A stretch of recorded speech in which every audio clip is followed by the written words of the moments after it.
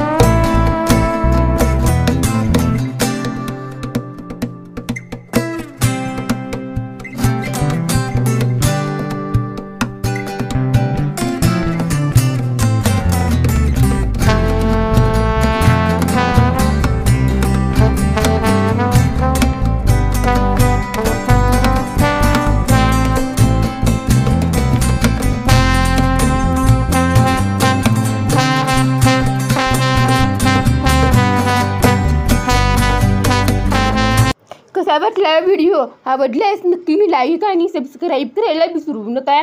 हा व्हिडिओ तुम्हाला थोडा जरी आवडला तरी लाईक कमेंट करायला विसरू नका. भेटू पुढच्या भागात.